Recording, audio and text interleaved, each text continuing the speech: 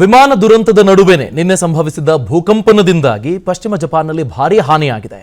ಒಂದೇ ದಿನ 155ಕ್ಕೂ ಹೆಚ್ಚು ಬಾರಿ ಭೂಮಿ ಕಂಪಿಸಿದ್ದರಿಂದಾಗಿ ಅಪಾರ ಆಸ್ತಿ ಪಾಸ್ತಿ ಹಾನಿಯಾಗಿದೆ. ಇನ್ನು ದುರಂತದಲ್ಲಿ 48 ಜನ ಸಾವನ್ನಪ್ಪಿದ್ದು ಸಾವಿರಾರು ಜನ ಗಾಯಗೊಂಡಿದ್ದಾರೆ. ಸಾವಿರಾರು ಮನೆ ಕಟ್ಟಡಗಳು ನೆಲಕ್ಕುರುಳಿರುವ ಪರಿಣಾಮ ಸಾವಿನ ಸಂಖ್ಯೆ ಹೆಚ್ಚಾಗುವ ಸಾಧ್ಯತೆ ಕೂಡ ಇದೆ. ಬಹುತೇಕ ರಸ್ತೆಗಳು ಸಂಪೂರ್ಣ ಬಿರುಕು ಬಿಟ್ಟಿರುವುದರಿಂದ ಸಂಚಾರ ವ್ಯವಸ್ಥೆ ಅಸ್ತವ್ಯಸ್ತಗೊಂಡಿದೆ. ಅಷ್ಟೆಲ್ಲ ಟೆಕ್ನಾಲಜಿಕಲಿ ಜಪಾನ್ನಲ್ಲಿ ವಿಮಾನ ಭೂಕಂಪ ಹೊಸದಲ್ಲ, ಅವರಿಗೇನು ಹೊಸ ಅನುಭವ ಅಲ್ಲ. ಆದರೆ ನಿನ್ನೆ ನಡೆದಂತಹ ಈ ಭೂಕಂಪ ಇದರ ವಿಶೇಷತೆ ಏನು ಅಂತಂದರೆ 155ಕ್ಕೂ ಹೆಚ್ಚು ಬಾರಿ ಸತತವಾಗಿ ಭೂಮಿ ಕಂಪಿಸಿದೆ. ಇಷ್ಟು ಬಾರಿ ಸತತವಾಗಿ ಕಂಪಿಸಿರೋದು ಇದೇ ಮೊದಲು ಅಂತ. ಭೂಕಂಪದ ನಡುವೆಯೇ ಅಲ್ಲಿ ಅಭಿವೃದ್ಧಿಯಲ್ಲೂ ಆ ದೇಶ ಸಾಧನೆಯನ್ನು ಮಾಡಿದೆ ಅನ್ನೋದು ನಾವಿವತ್ತು ಗಮನಿಸಬೇಕಾಗಿರೋ ಸಂಗತಿ. ಭೂಕಂಪ ವಲಯದಲ್ಲಿ ಬರುವಂತಹ ದೇಶ ಭೂಕಂಪ ಅದನ್ನು ತಡೆಯೋದಕ್ಕೆ ಮತ್ತು ಅದರಿಂದ ಬಚಾವಾಗೋದಕ್ಕೆ ಬೇಕಾದಂತಹ ತಂತ್ರಜ್ಞಾನವನ್ನು ಅತಿ ಹೆಚ್ಚು ಗರಿಷ್ಠ ಪ್ರಮಾಣದಲ್ಲಿ ಬಳಸಿಕೊಂಡಿರುವಂತಹ ಯಾವುದಾದ್ರು ದೇಶ ಇದ್ದರೆ ಅದು ಜಪಾನ್ ಮೊದಲ ಸ್ಥಾನದಲ್ಲಿ ನಿಂತ್ಕೊಳ್ಳುತ್ತೆ. ಆದರೂ ಈಗ ಅಲ್ಲಿ ಸಾವು ನೋವಿನ ವರದಿಯ ಪ್ರಮಾಣ ಕಡಿಮೆ ಇದೆ. ಆ ಕಾರಣಕ್ಕೆ ಸಾವಿನ ನೋವಿನ ಪ್ರಮಾಣ ಕಡಿಮೆ ಅಂತ ನಾವು ಹೇಳ್ತಿದ್ದೀವಿ. ಬಹುಶಃ ನಿಧಾನಗತಿಯಲ್ಲಿ ಈಗ ಆಗಿರುವಂತಹ ಆಸ್ತಿಪಾಸ್ತಿಗೆ ಆಗಿರುವಂತಹ ಹಾನಿಯನ್ನು ಗಮನಿಸಿದರೆ ಈ ಸಾವು ನೋವು ಇದಕ್ಕಿಂತ ಹೆಚ್ಚಿನ ಸಂಖ್ಯೆಯಲ್ಲಿ ಆಗಿರಬಹುದು ಅಂತ ಒಂದು ಅಂದಾಜು ವ್ಯಕ್ತ ಆಗ್ತಾ ಇದೆ. ಅದರ ಮಾಹಿತಿ ಇನ್ನಷ್ಟೇ ಬರಬೇಕಿದೆ. ಒಟ್ಟು 155 ಬಾರಿ ಭೂಮಿ ಕಂಪಿಸ್ತು ನಿನ್ನೆ ಅಂತ ನಾವು ಹೇಳಿದ್ವಿ. ಸಾವಿರಾರು ಕಟ್ಟಡಗಳು ಧರೆಗೆ ಉರುಳಿವೆ ಭೂಕಂಪದ ಕಾರಣಕ್ಕೆ. ಭೂಕಂಪದ ಕೇಂದ್ರ ಬಿಂದು ಬಳಿ ಹೆಚ್ಚಿನ ಅನಾಹುತ ಆಗಿದೆ. 35,000 ಮನೆಗಳಿಗೆ ವಿದ್ಯುತ್ ಸಂಪರ್ಕ ಕಡಿತ ಆಗಿದೆ. ಸುನಾಮಿ ಎಚ್ಚರಿಕೆಯನ್ನು ಈಗ ಸರ್ಕಾರ ಹಿಂದಕ್ಕೆ ಪಡೆದುಕೊಂಡಿದೆ. ಸುನಾಮಿ ಅಪ್ಪಳಿಸಬಹುದು, 5 ಮೀಟರ್ಗೂ ಹೆಚ್ಚು ಎತ್ತರದ ಅಲೆಗಳು, ಸಮುದ್ರದ ಅಲೆಗಳು ಅಪ್ಪಳಿಸಬಹುದು ಅನ್ನುವಂತಹ ಸೂಚನೆ ನಿನ್ನೆ ಕೊಡಲಾಗಿತ್ತು. ಆದರೆ ಈಗ ಆ ಎಚ್ಚರಿಕೆಯನ್ನು ಹಿಂದಕ್ಕೆ ಪಡೆದುಕೊಳ್ಳಲಾಗಿದೆ. ಭೂಕಂಪದಿಂದಾಗಿ ಸಾವಿರಾರು ಮನೆಗಳಿಗೆ ಹಾನಿಯಾಗಿದೆ.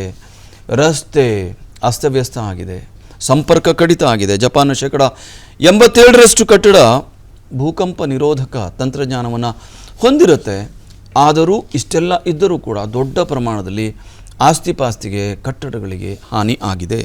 ಭೂಕಂಪ ನಿರೋಧಕ ತಂತ್ರಜ್ಞಾನದಿಂದ ಮಾತ್ರ ಅಲ್ಲಿ ಕಟ್ಟಡ ಕಟ್ಟೋದು ಸಾಧ್ಯ, ಇದು ಕಡ್ಡಾಯ. ಇಷ್ಟಿದ್ದರೂ ಹಾನಿಯಾಗೋದನ್ನು ಆಸ್ತಿಪಾಸ್ತಿಗೆ ತಡೆಯೋದಕ್ಕೆ ಸಾಧ್ಯ ಆಗಿಲ್ಲ ಅಂತ.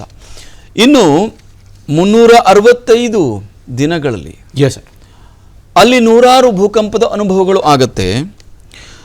2ರಿಂದ 3 ವರ್ಷಕ್ಕೆ ಒಮ್ಮೆ ಭೀಕರವಾದಂಥ ಭೂಕಂಪ ಆ ದೇಶದಲ್ಲಿ ಸಂಭವಿಸುತ್ತೆ. ಹಾಗಾಗಿ ಭೂಕಂಪ ಅಂತಂದರೆ ನಾವು ಹೆದರ್ಕೊಳ್ತೀವಿ, ನಾವು ಕಂಪನಕ್ಕೆ ಒಳಗಾಗ್ತೀವಿ. ಆದರೆ ಆ ದೇಶದ ಜನ ಅದರ ಜೊತೆಗೆ ಬದುಕಬೇಕು. ಅವರು most prepared nation. Yes, mentally prepare ಆಗಿರಬೇಕು. ಇನ್ಫ್ರಾಸ್ಟ್ರಕ್ಚರನ್ನು ಅದಕ್ಕೆ ಪೂರಕವಾಗಿ ಪ್ರಿಪೇರ್ ಮಾಡ್ಕೊಂಡಿರಬೇಕು. ಭೂಕಂಪ ಪೀಡಿತ ಪ್ರದೇಶದ ಮೇಲೆ ಇಡೀ ಜಪಾನ್ ದೇಶವೇ ನಿರ್ಮಾಣ ಆಗಿದೆ. ಹಾಗಾಗಿ ಅವರು ಭೂಕಂಪವನ್ನು ಸಂಪೂರ್ಣವಾಗಿ ನಾವು ಮರೆತು ಜೀವನ ನಡೆಸ್ತೀವಿ ಅನ್ನೋದು ಅವರಿಗೆ ಅಸಾಧ್ಯದ ಮಾತು. ಭೂಕಂಪ ಪೀಡಿತ ಪ್ರದೇಶವಾಗಿದ್ದರೂ ಕೂಡ ವಿಶೇಷ ನಾವು ಗಮನಿಸಬೇಕಾಗಿರೋದು ಆ ಜಪಾನ್ ದೇಶ ಜಗತ್ತಿನ ಬೇರೆಲ್ಲ ದೇಶಗಳು ನಾಚುವಷ್ಟು, ತಲೆ ತಗ್ಗಿಸುವಷ್ಟು ಅಭಿವೃದ್ಧಿಯಲ್ಲಿ ಸಾಧನೆಯನ್ನು ಮಾಡಿದೆ ಅಂತ. ಮೊದಲ ಮತ್ತು 2ನೇ ಮಹಾಯುದ್ಧದಲ್ಲಿ ಈ ದೇಶ ಭಾರೀ ಹಾನಿಗೆ ಈಡಾಗಿತ್ತು. 1945ರಲ್ಲಿ ನಮಗೆಲ್ಲರಿಗೂ ಗೊತ್ತು, ಅಮೆರಿಕ ಹಿರೋಶಿಮಾ ಮತ್ತು ನಾಗಾಸಾಕಿ ಅವಳಿ ನಗರಗಳ ಮೇಲೆ ಅಣುಬಾಂಬನ್ನು ಹಾಕ್ತು. ಇಂತಹ ಎಲ್ಲ ಸವಾಲುಗಳನ್ನು, ದುರಂತಗಳನ್ನು, ನೈಸರ್ಗಿಕ ದುರಂತಗಳನ್ನು, ಮಾನವ ನಿರ್ಮಿತ ದುರಂತಗಳನ್ನು ಇವೆಲ್ಲವನ್ನು ಎದುರಿಸಿ ಆ ದೇಶ ಹೇಗೆ ಅಭಿವೃದ್ಧಿಯ ನಿಟ್ಟಿನಲ್ಲಿ ದಾಪುಗಾಲನ್ನು ಹಾಕ್ತಾ ಇದೆ ಅಂತ. ಈ ದಾಳಿಯಿಂದಾಗಿ, ಹಿರೋಶಿಮಾ ಮತ್ತು ನಾಗಾಸಾಕಿ ದಾಳಿಯಿಂದಾಗಿ ಆರ್ಥಿಕವಾಗಿ ಆ ದೇಶ ಜರ್ಜರಿತ ಆಯಿತು, ಭಾರಿ ಹಿನ್ನಡೆಯನ್ನು ಅನುಭವಿಸ್ತು. ಆದರೆ ಅದೇ ಘಟನೆಯನ್ನು ಆ ದೇಶ ಸವಾಲಾಗಿ ಸ್ವೀಕಾರ ಮಾಡಿತು. ಅದೇ ಆ ದೇಶದ ಅಭಿವೃದ್ಧಿಗೆ ಸೋಪಾನ ಆಯಿತು. ಪ್ರತಿದಿನ 2 ಗಂಟೆ ಹೆಚ್ಚು ಕೆಲಸವನ್ನು ಮಾಡಿ ದೇಶದ ಪ್ರಗತಿಗೆ ಅಲ್ಲಿನ ಜನರು ಕೈ ಜೋಡಿಸಿದರು ಅಂತ. ಇತ್ತೀಚೆಗೆ ನಮ್ಮಲ್ಲೂ ಕೆಲಸದ ಅವಧಿಯ ಬಗ್ಗೆ ವಿವಾದ ಈಡಾಗಿದ್ದನ್ನು ನೋಡಿದ್ದೀವಿ. ಜಪಾನ್ನಿಂದ ನಾವು ಕಲಿಬೇಕು. ನಾರಾಯಣಮೂರ್ತಿ ಅವರು ಹೇಳಿದಾಗ ಅದು ವಾರಕ್ಕೆ 16-17 ಗಂಟೆ ಕೆಲಸ ಮಾಡಬೇಕು ಅಂದಾಗ ಬಹಳ ದೊಡ್ಡ ರಾಷ್ಟ್ರೀಯ ದುರಂತ ಅನ್ನೋ ರೀತಿಯಲ್ಲಿ ಅದು ಚರ್ಚೆಗೆ ಒಳಗಾಯಿತು, ಅನಾಹುತ ಅನ್ನೋ ರೀತಿಯಲ್ಲಿ. ಜಪಾನ್ನಿಂದ ನಾವು ಕಲಿಬೇಕು. ಆ ದೇಶ ಹಿರೋಶಿಮಾ ಮತ್ತು ನಾಗಸಾಕಿ ಮೇಲೆ ಅಣುಬಾಂಬ್ ದಾಳಿಯ ನಂತರ ದಿನಕ್ಕೆ 2 ಗಂಟೆ ಹೆಚ್ಚಿನ ಕೆಲಸವನ್ನು ಮಾಡುವುದರ ಮೂಲಕ ಆರ್ಥಿಕವಾಗಿ ಆ ದೇಶವನ್ನು ಮತ್ತೆ ಪುನರುಜ್ಜೀವನಗೊಳಿಸಲಾಯಿತು, ಮೇಲಕ್ಕೆ ಎತ್ತಲಾಯಿತು. ಜರ್ಜರಿತವಾದಂಥ ದೇಶವನ್ನು ಸಬಲ ಸದೃಢ ದೇಶವನ್ನಾಗಿ ನಿರ್ಮಾಣ ಮಾಡಲಾಯಿತು. ಇದನ್ನು ನಾವೆಲ್ಲರೂ ಮತ್ತೆ ಕೇಳಿಸ್ಕೊಳ್ಬೇಕು. ಇಂದಿಗೂ ಜಪಾನ್ನಲ್ಲಿ ಅಮೆರಿಕದ ಒಂದೇ ಒಂದು ವಸ್ತು ಮಾರಾಟ ಆಗಲ್ಲ.